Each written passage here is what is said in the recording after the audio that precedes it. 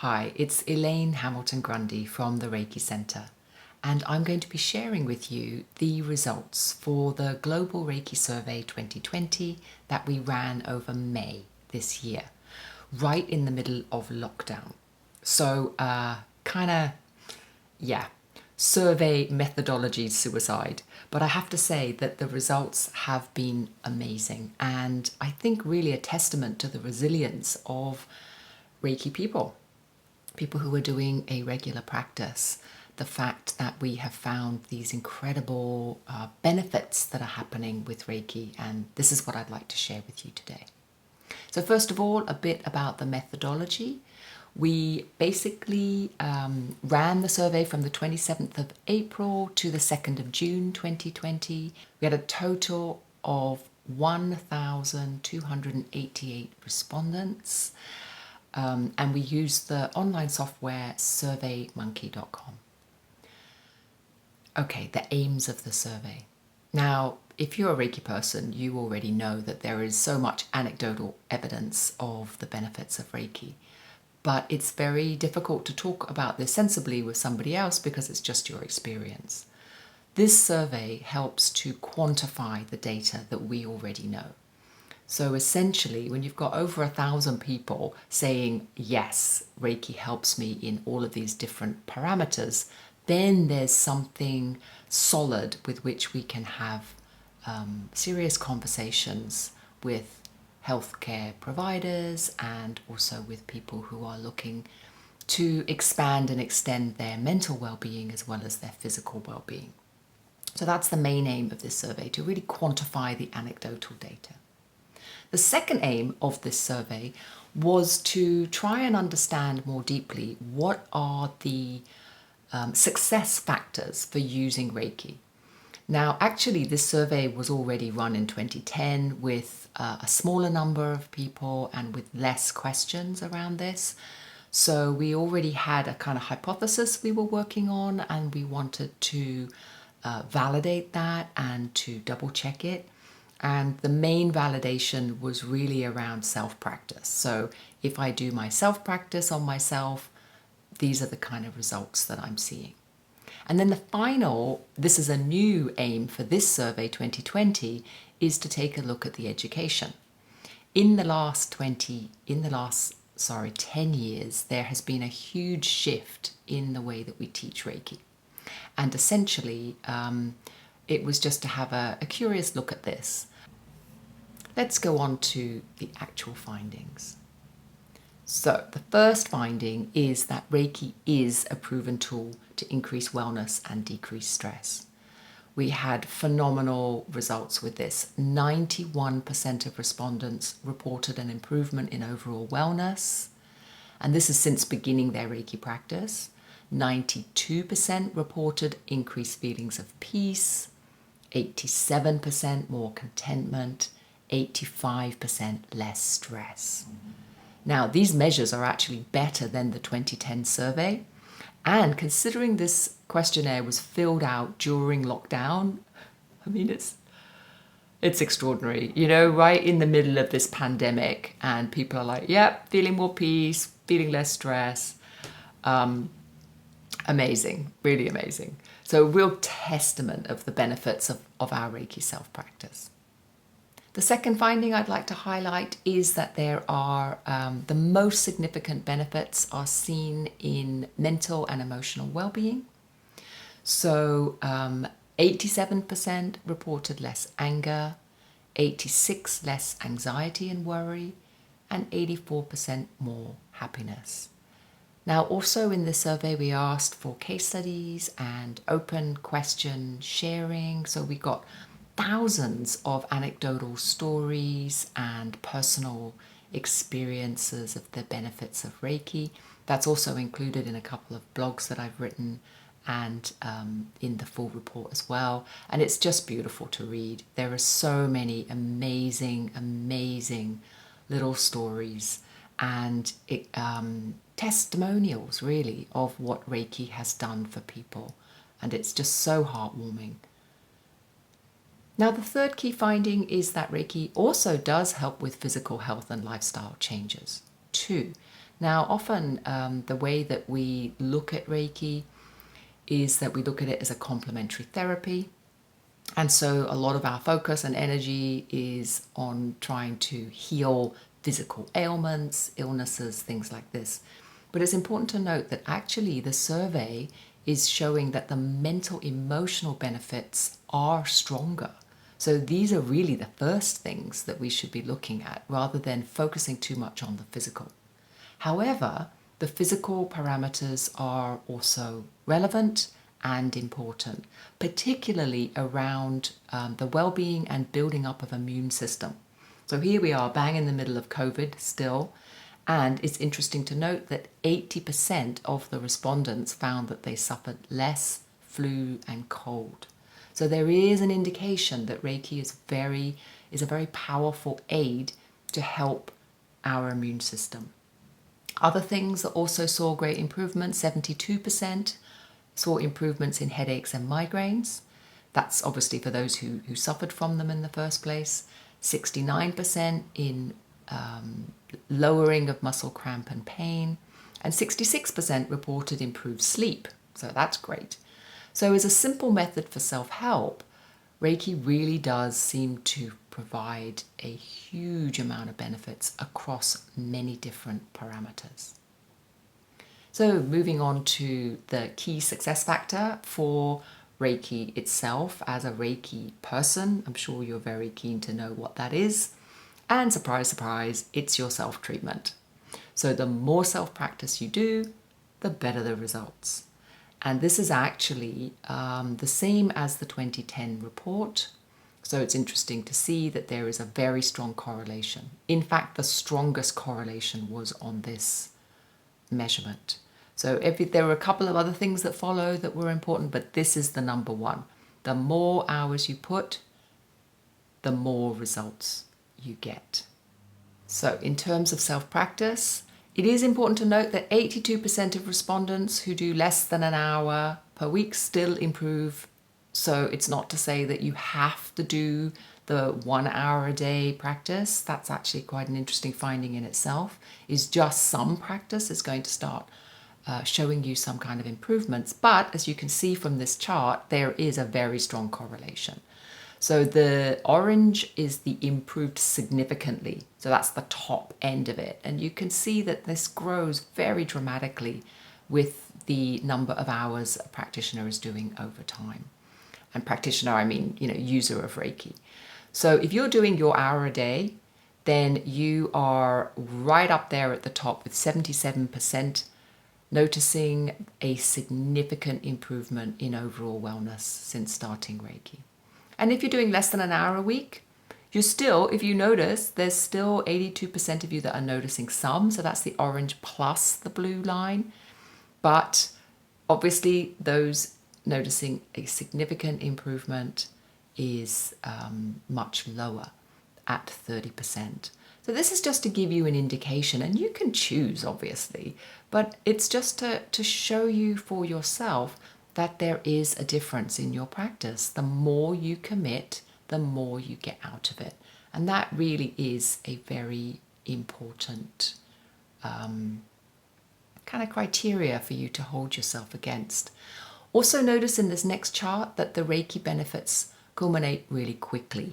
So here we've got what I call the heavy user, which is those of you doing 4 hours or more a week versus the light user. Now notice the 50% of you who are doing a lot of self-Reiki are noticing significant improvement in overall wellness within a year. Now, if you take a look at the red line, those who are doing less than 3 hours a week, even after 10 years of practice, only 44% of those notice a significant improvement. And this is versus 51% who in less than a year notice significant improvements when they're doing 4 hours or more. And 4 hours or more really ends up to be, just over half an hour a day. It's not a massive commitment of your time. So it's really important that you start to see a consistent daily practice. Really, really makes a huge difference. So I hope that this inspires you for the first key success criteria, and on to the next one. Okay, the online face-to-face Reiki debate. Okay, the research shows no significant difference.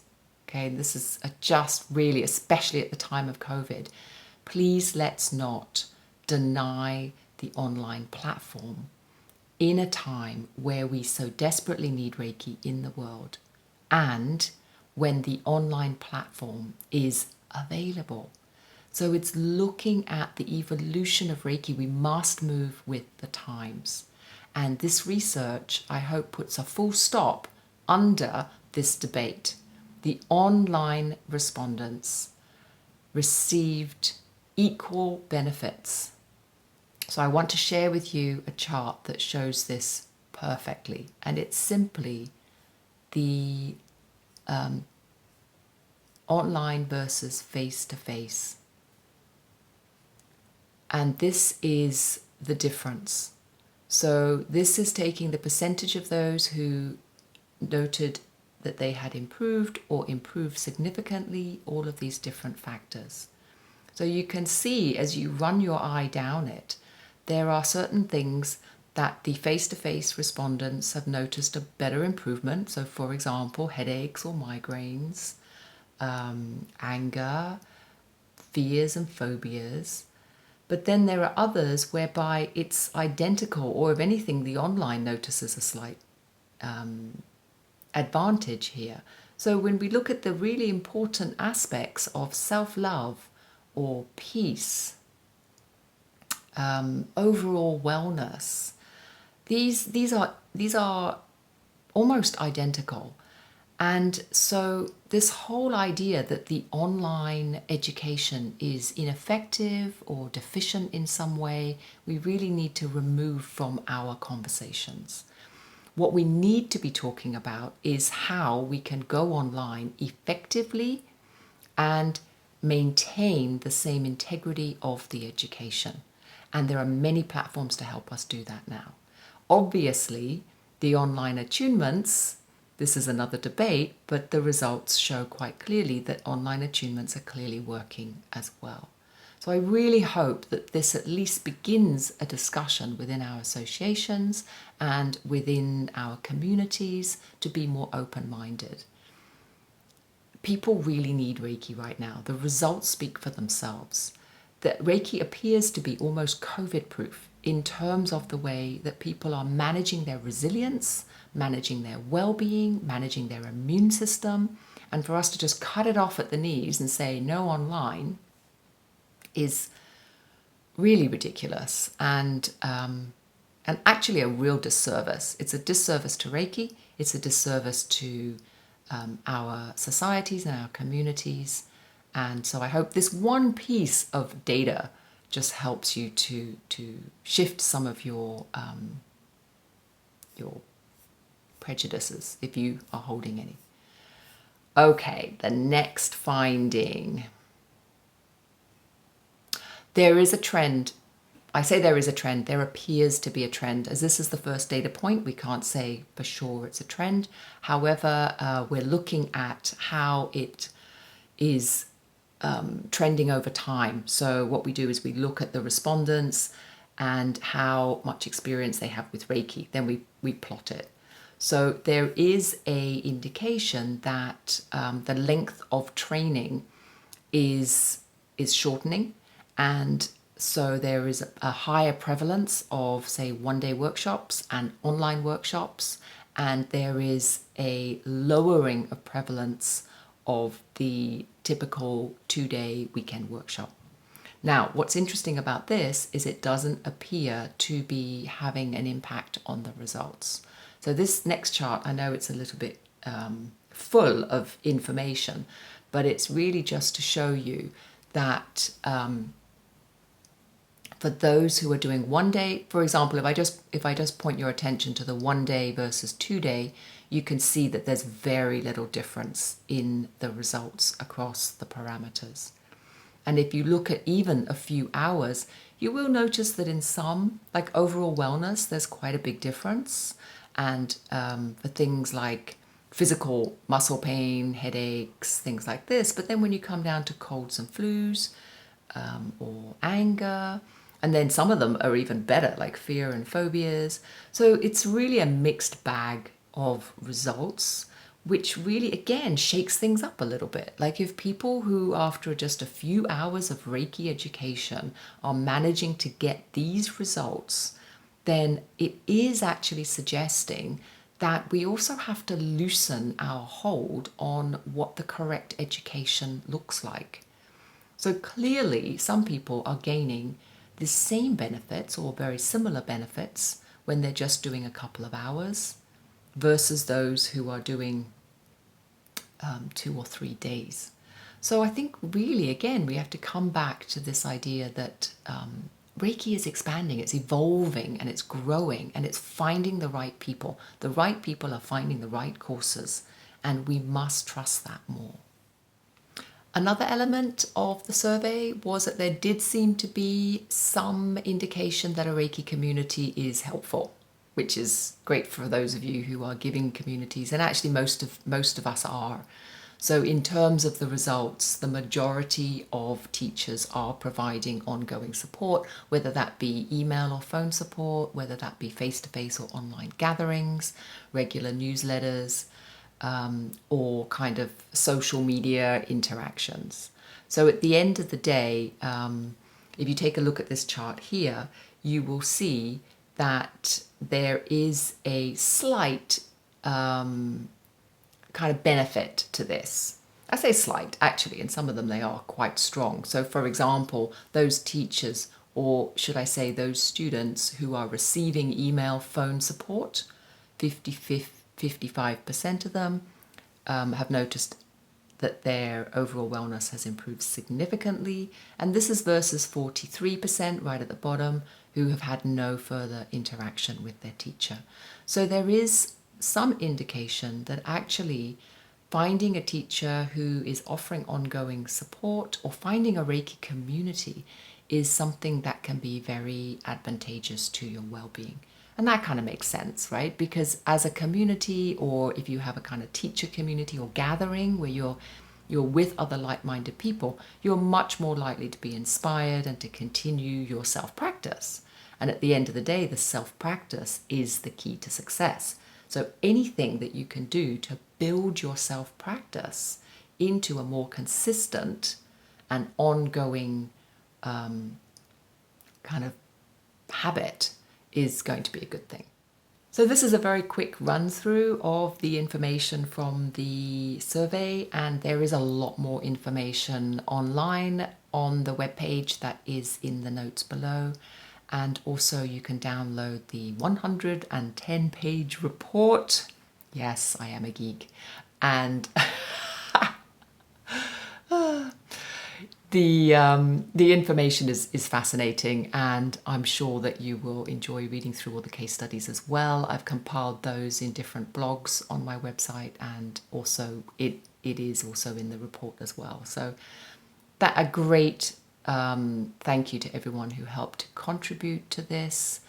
And I think in conclusion, it's really just to bring this information more to the fore. So if you are a Reiki teacher and you are, or even a Reiki healer, and you are interested in looking at how to help your people, please do use this information. You're very welcome to quote the statistics, as long as you obviously reference the original source. And for those of you who are doing a Reiki practice, please take away the most important thing: up your practice. So if you're doing 1 hour a week, you can see the difference, right? And that's not to say you have to go into 7 hours a week if that's just not possible for you, but start to edge it.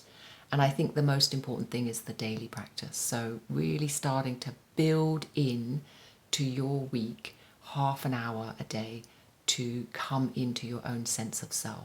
This will be a very powerful benefit for you. And of course, the second benefit is to make sure you're connected either to your Reiki teacher or a Reiki community, of which there are many online, and just really take the time to appreciate this information in here.